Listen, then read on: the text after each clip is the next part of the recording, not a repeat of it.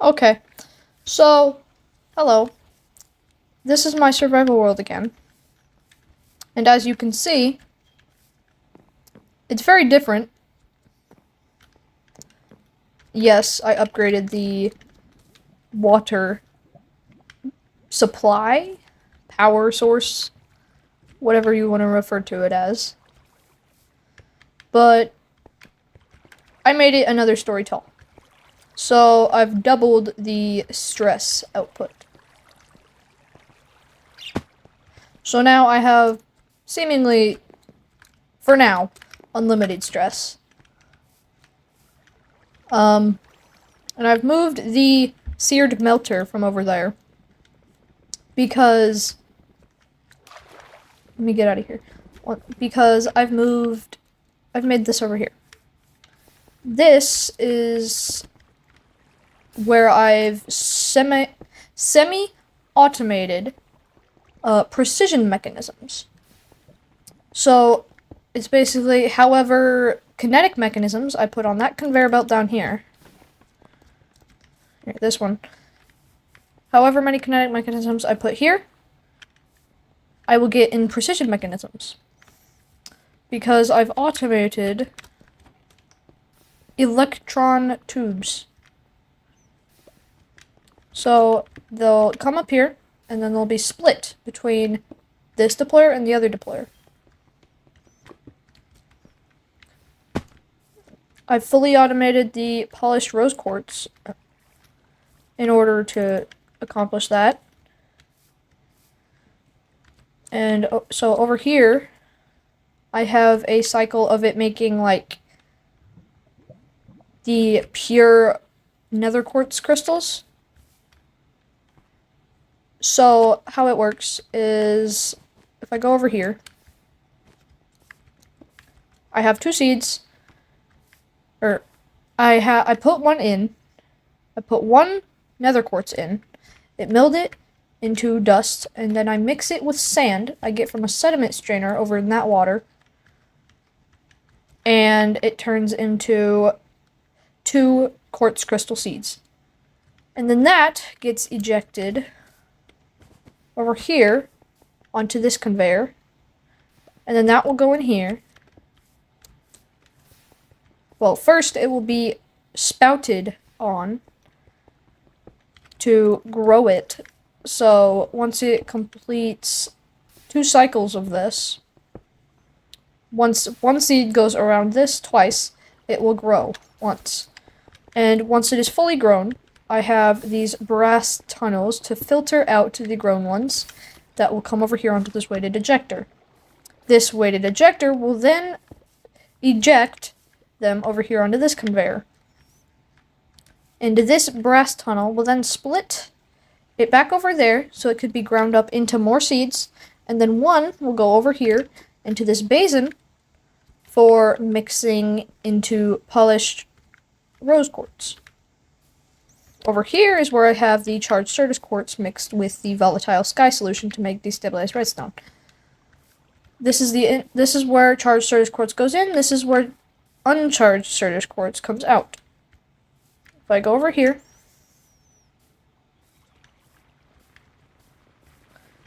this is all it is. So I have a charger here,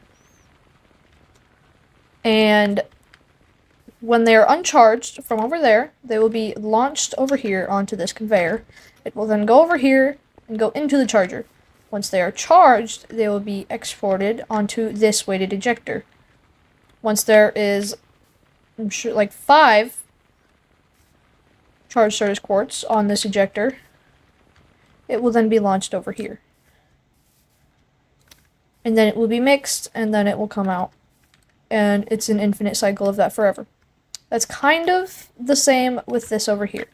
This is making the volatile sky solution. I need water, which I am just collecting from an infinite water source, and skystone dust. So that is made over here. So whenever you grind a skystone, it turns into another one of itself and a dust. So you seemingly have infinite skystone dust. Well, when the skystone dust is made, it will come over here to this weighted ejector and be launched over there to go into the basin and be mixed. When the skystone comes out of this, it will be filtered over here and back into the millstone to be ground up into more skystone dust. So it's an infinite supply of skystone dust. And that's the beginning of this whole factory setup. Now, in order to get this molten iron to spout onto the polished rose quartz, I needed an infinite amount of iron.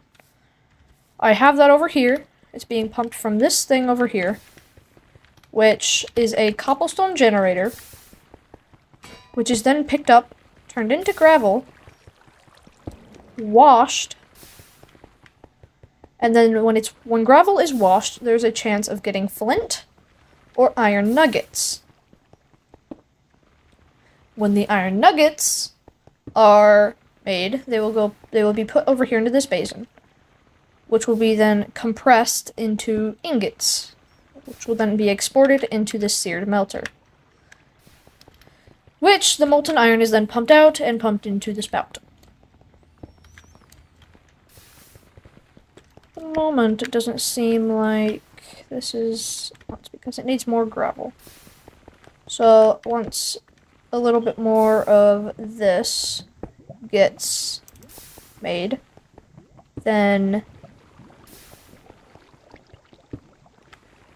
you'll see it in action. So it washes the gravel, and then it will be distributed by this mechanical arm, flint or nuggets. And then it'll all happen again. Now, actually, I am going to adjust this to go down to 5. Because 10 is too much. So now it happens more often. So now it will cycle through that quicker. But this is pretty much what I've done. Other than duplicate the water wheels. This took forever. This is probably the part that took the longest because of how much glass I needed. The wood part was easy, getting the water wheels. That was easy enough. But it was the filling the water in here, because I only have 2 buckets, and I didn't want to make more because it would have just filled my inventory with buckets. But the part that took the longest was the glass. Because this is a lot of glass. This is stacks upon stacks of glass. So this has taken all day to, like, double up. Together, this is 42 water wheels. With including both, like, stories.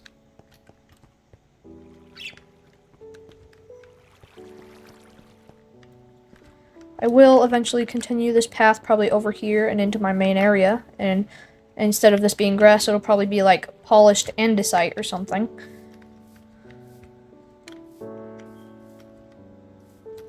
And I did make an anvil so I could repair, like, my tools.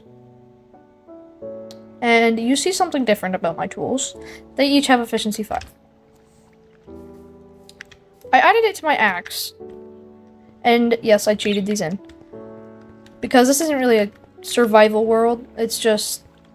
Well, it is a survival world, but it's not 100% survival. Like, the charger that charges the Certus Quartz, I went into creative mode. And got a creative energy cell just so it has infinite power. Because as far as I know, there is no way to, like, power that. Other than, like, at the moment. Because it would take lots of the things I made back here. I think they're in this chest here. Either in here, or in one of these chests. They're in here. These quartz fibers. these quartz fibers are needed for these Fluix ME glass cables. What's so hard about this is these Fluix crystals. These Fluix crystals are extremely, well, expensive. Now, I could do this and let it grow.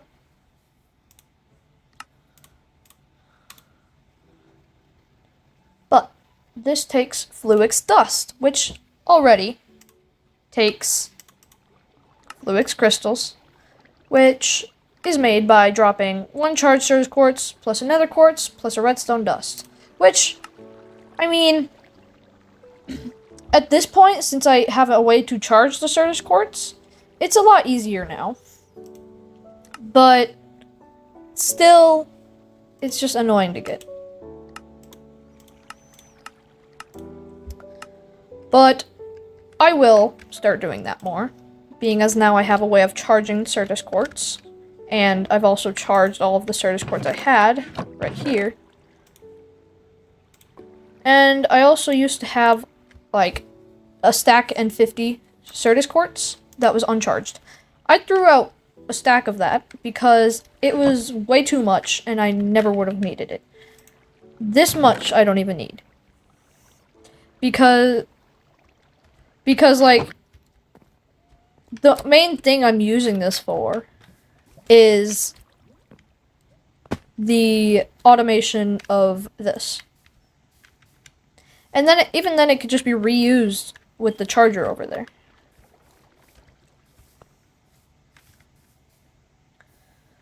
But there is some occasions where it would need to be crafted or something, where the thing does not.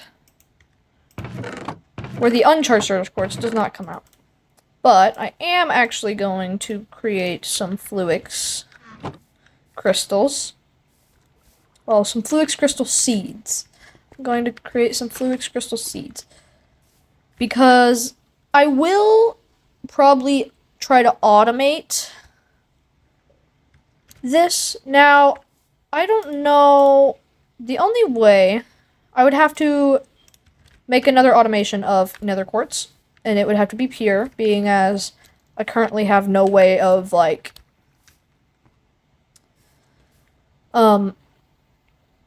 setting up like just a normal nether quartz factory. Well, because there is no really way to do that except for actually mining the quartz, going to the nether. So I can't do that. So it'd have to be pure crystals.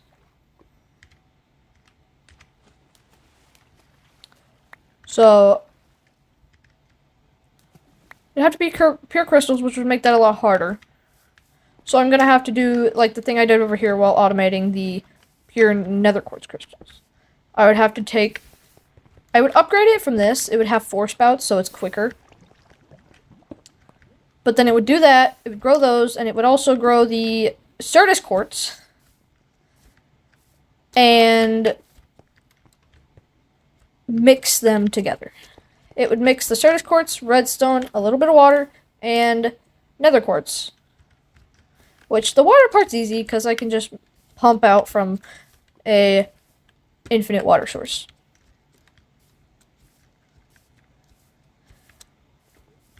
So, all of that's easy besides just having to set up a new automation of these crystals.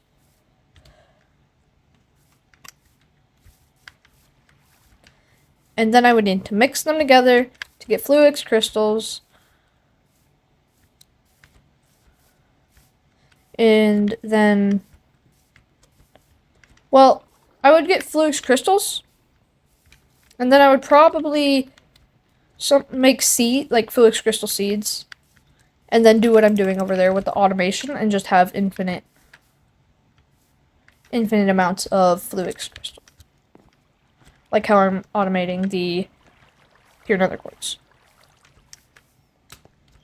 But, I mean, I don't really have anything else other than I grew and chopped down like 6 or 7 2x2 spruce trees, and yeah, I have a lot of wood now.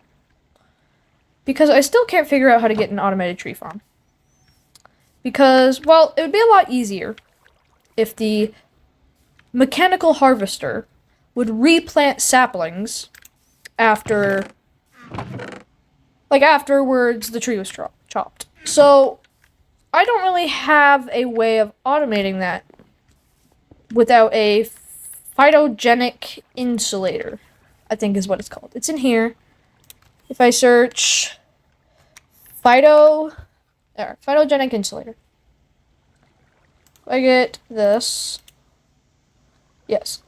So I can put a sapling in. It gives me... Okay, it takes water, energy, bone meal, or phytogrow as a fertilizer. It's optional, just to make it go faster. And I need saplings to go in it, and it would need to be exposed to sun. It would then create oak logs and another sapling that I could then filter back into it to make more logs. Then I guess I could technically have infinite wood.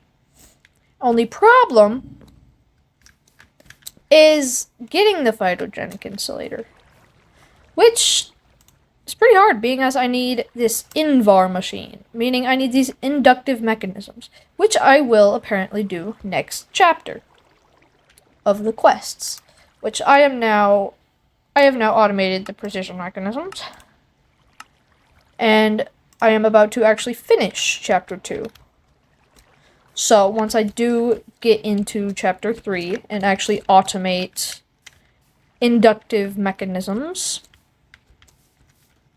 then I will be probably very easily able to get an Invar machine, which is needed for a lot of, like, bypass machinery. Like the thing I got from a random ore, the igneous extruder. Or maybe I don't know, there's a lot of machines that come from, like, Applied Energistics 2, I think, that take the Invar machine. Or maybe it's the Thermal series. Okay, it's the Thermal expansion that takes that. If I go to Thermal, actually it needs to be at Thermal. This is all Thermal series and Thermal expansion. If I go here, Invar machine. These are all the things that take that. The igneous extruder, vacuumulator, nullifier, and decositive diffuser. There's also this energetic infuser, redstone flux cell, and fluid cell. Now, if I go to Invar machine, I can just see what all it does. I can make a compression dynamo with a redstone flux coil and it. I can make blast chiller, pyrolyzer, fluid encapsulator, regent extractor, an induction smelter, an alchemical imbuter, a redstone furnace, a centrifugal separator, a fractionating still, a pulverizer, phytogenic insulator, magma crucible, sequential fabricator, cablefacade, Invar machine. The Invar machine cablefacade isn't really important unless you have those ME cables and you just want to hide them in a wall or something. But that's it.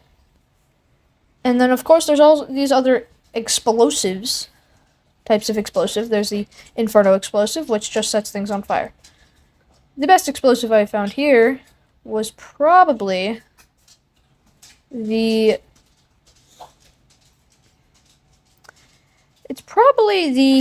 tectonic explosive.